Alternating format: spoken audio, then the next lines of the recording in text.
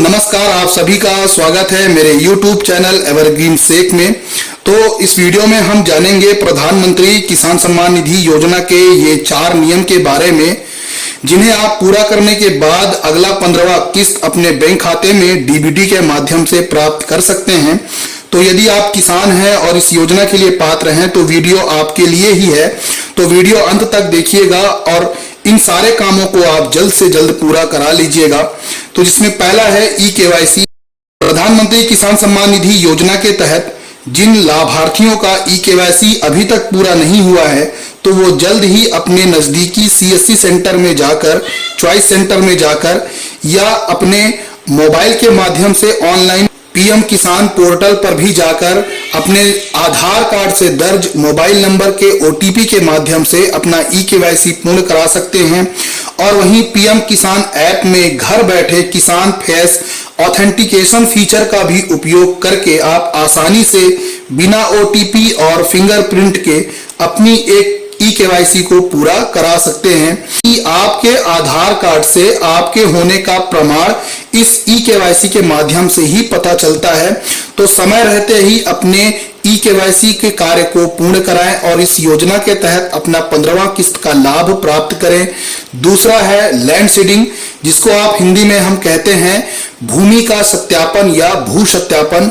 इस नियम के तहत पीएम किसान पोर्टल में यदि आपके बेनिफिशियरी स्टेटस में लैंड सीडिंग नो दिखा रहा है, जैसे आप देख सकते हैं, तब आपको अपने कृषि भूमि को प्रमाणित करना होता है, जिसके लिए आपके नाम से दर्ज भूमि, रकबा, खसरा, इन सभी का सत्यापन संबंधित पटवारी के द्वारा ऑनलाइन भूमिया पोर्टल में या आपके क्षेत्र के ग्रामीण कृषि विस्तार अधिकारी के द्वारा आप अपने जरूरी दस्तावेज जैसे कि ऋण पुस्तिका, आधार कार्ड या B1, इन सारे दस्तावेजों को आप जमा करके अपने लैंड सीडिंग के कार्यों को, भूमि के सत्यापन के कार्यों को पूर्ण करा सकते हैं।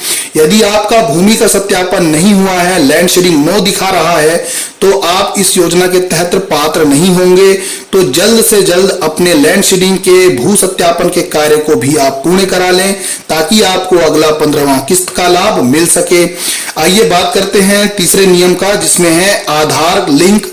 विगत कुछ दिनों से इस योजना का पैसा आधार कार्ड पर आधारित होकर बैंक खाता में डाला जा रहा है, जिससे अकाउंट मोड से अब इसे आधार मोड में बदल दिया गया है। अतः इसके लिए आपके बैंक खाता में आपका आधार नंबर लिंक होना बहुत ज्यादा जरूरी है। आप अपने संबंधित बैंक में जाकर आधार नंबर को अपने बैंक खाता में यदि लिंक नहीं करवाए हैं तो जल्द से जल्द अपने आधार कार्ड को बैंक खाते से लिंक करा लें ताकि आपका पैसा आधार मोड से आपके खाते में डाल सके और अगले 15वां किस्त का भी लाभ आपको प्राप्त हो सके। आइए अब बात करते हैं चौथे नियम के बारे में। चौथा नियम है आधार सीडिंग।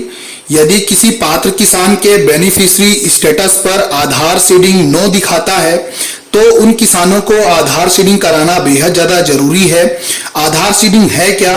तो आधार कार्ड को बैंक खाते से जोड़ना आधार सीडिंग कहलाता है, जिससे सरकार को अपनी योजनाओं को लागू करने में और योजनाओं से मिलने वाले पैसों को लाभार्थी के बैंक खाते में आधार नंबर के आधार पर डीबीटी के माध्यम से बैंक खातों में डालने में आसानी होता है।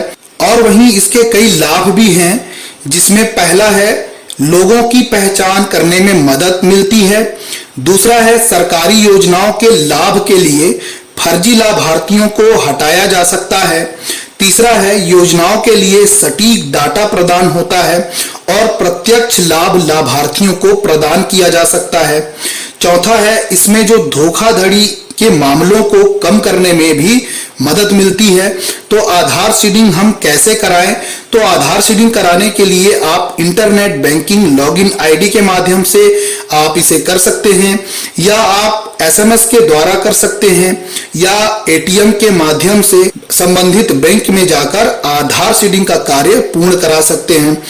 और वहीं अभी वर्तमान में जिन किसानों का प्रधानमंत्री किसान सम्मान निधि योजना में आधार सीडिंग नहीं हुआ है और लाभ से वंचित हैं, उन किसानों के लिए भारत सरकार द्वारा इंडिया पोस्ट बैंक डाक विभाग के माध्यम से पंचायत स्तरों पर बैंकिंग सुविधा भी चालू की गई है।